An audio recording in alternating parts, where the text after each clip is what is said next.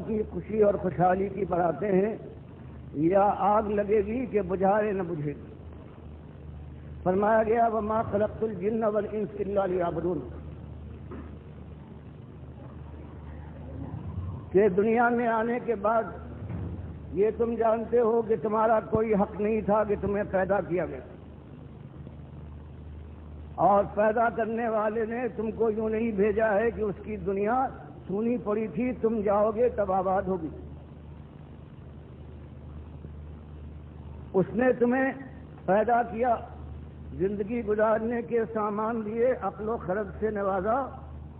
اور تمہارے سامنے کامیابی اور ناکامی کے دونوں راستے کھول کر بیان کر دیے۔ سب سے پہلے جو انسان دنیا میں آیا ہے اس کو پیغمبر بنا کر بھیجا تاکہ وہ خیر و شر سے واقف ہو۔ اس کے بعد انبیاء پر انبیاء آئے، کتابوں پر کتابیں اتاری گئیں، اور آخر میں یہ مہمن کتاب اللہ تعالیٰ کی قرآن کی شکل میں نازل فرما دی قیامت تک کے لیے، اور بتا دیا کہ مسئلہ ایک ہے، وہ ایمان کا مسئلہ ہے۔ جو اس کو حل کر دکھائے صحیح طریقے سے، اس کے تقاضے پورے کر دے، بس وہ اس دنیا میں بھی اللہ کی رحمت کا مستحق ہے، چاہے مالک اس کو آزمائش میں ڈالے،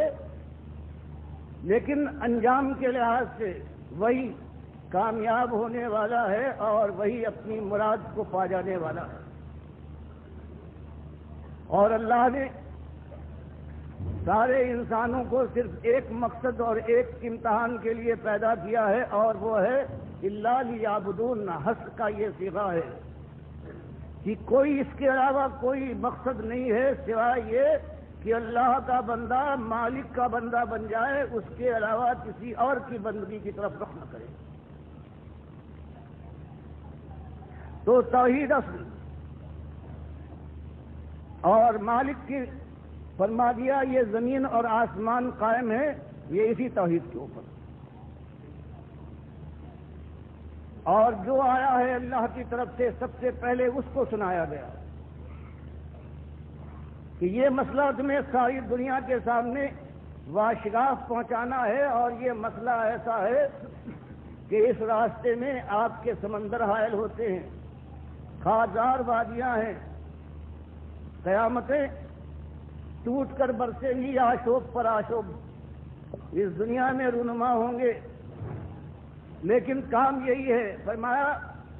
وما ارسلنا من قبلک من رسول الا نوحی الیہ انہ لا الہ الا انا فاعبدون، کہ اسی مسئلے کو ہم نے سارے پیغمبروں کے ذریعے سے ان کی امتوں کو پہنچانے کے لیے ان پر وہی اے نبی صلی اللہ علیہ وسلم، آپ سے پہلے جتنے رسول آئے سب کے اوپر ہم نے یہی وہی کی کہ مسئلہ ایک ہے، آزمائش اور امتحان ایک ہے، اور اسی کے اوپر فیصلہ ہوگا آگ کا اور جنت کی بہاروں کا۔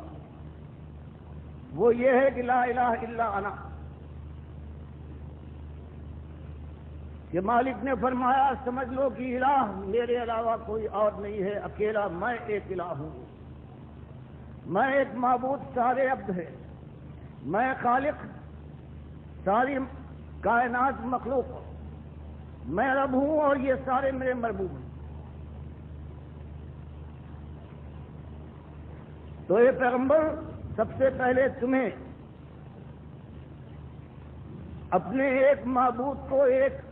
خالق اور مالک کو، ایک الہ کو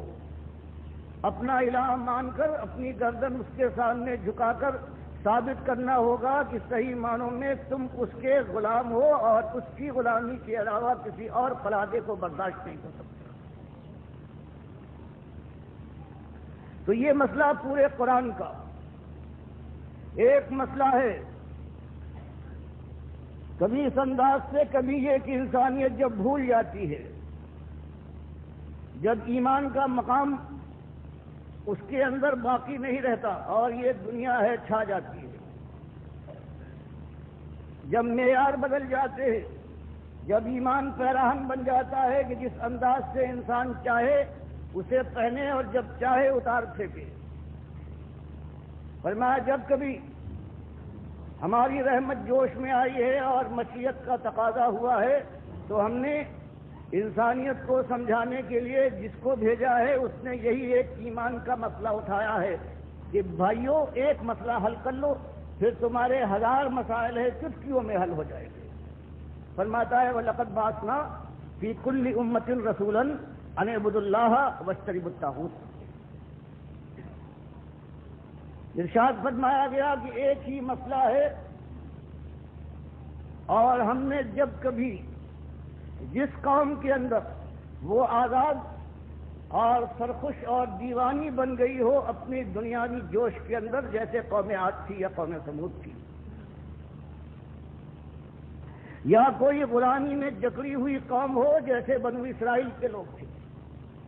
یا عرب کے ریگزاروں میں بسنے والی ایک ایسی قوم ہو کہ جس کے معاش کے اوپر ہر وقت بجلیاں تڑپتی یا مرغزار ہوں شام اور فلسطین کے یا بابل اور نینوا کے ہر جگہ ایک ہی مسئلہ کہ انسانیت کو باخبر کیا گیا ہے کہ ایک مسئلہ ہے تمہارے ایمان کا کہ اللہ کے غلام بن کر مالک کو اپنا ایک ملجا اور ماوا مالک کو رب اپنے پروردگار کو الہ اس کو معبود مانو اور اس کو الوہاب سمجھ کر وہ داتا گردانو مشکلوں میں حلال المشکلات وہ ہے غوث تمہارا وہ فریاد رس وہ مجیب الدعوات سمیع الدعا ایک ہے اس کو یوں ماننے کے ساتھ ساتھ واجتنبوا الطاغوت اور کتنے یہ باطل ہیں